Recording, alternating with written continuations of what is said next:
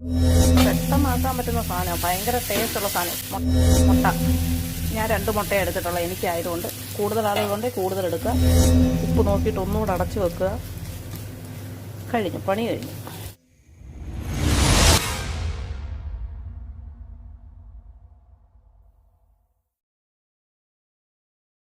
എല്ലാവർക്കും ചെയ്യാൻ പറ്റുന്ന ഒരു ഈസി റെസിപ്പി പരിചയപ്പെടുത്തരാം. ബ്രെഡ് മസാലയാണ്. ആദ്യം ഒരു പാൻ വയ്ക്കുക, ഒരു 2-2.5 സ്പൂൺ വെളിച്ചെണ്ണ ഒഴിക്കുക, അതിലേക്ക് കുറച്ച് കടുക് ഇടുക. കടുകൊക്കെ പൊട്ടിയിട്ടുണ്ട്. അതിലേക്ക് ഞാൻ ചേർക്കുന്ന ഒരു 2 അല്ലി വെളുത്തുള്ളി, അതിനോടൊപ്പം തന്നെ ഒരു വലിയ സവാള ഒരു വലിയത് ചെറുതായിട്ട് അരിഞ്ഞത്. സവാള ഒന്ന് ചെറുതായിട്ട് വാടിയിട്ടുണ്ട്. അതിലേക്ക് ഞാൻ ഇടുന്നത് പുളിക്ക്, നിങ്ങൾ നാരങ്ങ ഒന്നും പിഴിഞ്ഞൊഴിക്കരുത്. ഇതിനകത്ത് പുളിക്ക് തക്കാളിപ്പഴമാണ് ചേർക്കേണ്ടത്. തക്കാളിപ്പഴത്തിൻ്റെ പുളി എത്ര വേണോ അത്രയും പുളി നിങ്ങൾ ചേർത്തോളുക. അപ്പോൾ തക്കാളി ഇട്ടിട്ട് നമ്മൾ അടച്ചു വെച്ചിട്ടുണ്ട്. പെട്ടെന്നാക്കാൻ പറ്റുന്ന സാധനമാണ്, ഭയങ്കര ടേസ്റ്റുള്ള സാധനം. തക്കാളി കുറച്ച് തക്കാളിയൊക്കെ ഒന്ന് നല്ല വാടിയിട്ടുണ്ട്. അപ്പോൾ അതിലേക്ക് പിന്നെ ചേർക്കേണ്ടത് മഞ്ഞൾപ്പൊടി. നിങ്ങൾക്ക് എത്ര മഞ്ഞൾപ്പൊടി കളർ വേണോ അതനുസരിച്ച് മഞ്ഞൾപ്പൊടി ചേർത്തോളുക. ഞാൻ എരിക്ക് വേണ്ടി ചേർക്കുന്ന ചില്ലി ഫ്ലേക്സ് ആണ്. നിങ്ങൾക്ക് എത്ര എരി വേണോ ആ എരിക്കനുസരിച്ച് ചേർക്കണം കേട്ടോ.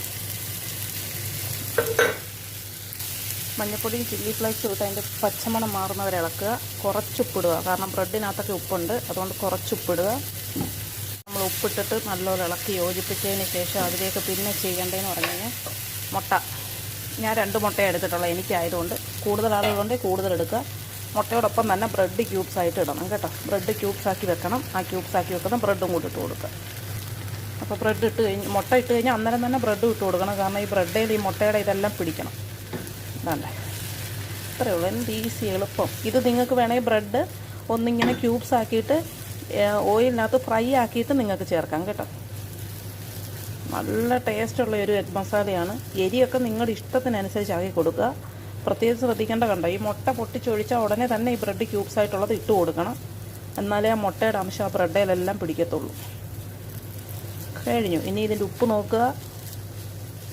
കുറേ നേരമായിട്ട് അങ്ങ് ഡ്രൈ ആക്കേണ്ട കാര്യമൊന്നുമില്ല. ബ്രെഡൊക്കെ ഒന്ന് സോഫ്റ്റ് ആവുന്നവരെ ഇളക്കുക. ഉപ്പ് നോക്കുക, മല്ലിയില റൂവുക. ഉപ്പ് നോക്കിയിട്ട് ഒന്നുകൂടെ അടച്ചു വെക്കുക. കഴിഞ്ഞു, പണി കഴിഞ്ഞു. എല്ലാവരും ഒന്നും ഉണ്ടാക്കി നോക്കിയോ. നല്ല ടേസ്റ്റുള്ള ഫുഡാണ്. ചോറിന് പകരമൊക്കെ രാവിലെ ബ്രേക്ക്ഫാസ്റ്റിന് കൂടുതൽ ഇത് ഞാൻ ആക്കാറുണ്ട്. ബ്രേക്ക്ഫാസ്റ്റിന് ഏറ്റവും നല്ലൊരു റെസിപ്പിയാണ്. നിങ്ങളിതൊന്ന് ആക്കി നോക്കുക ഒരു തവണയെങ്കിലും. ഇനി ഒന്നുമില്ല, ഇനി ഉപ്പ് നോക്കിയതിന് ശേഷം ഇതങ്ങ് അടച്ചു വയ്ക്കുക.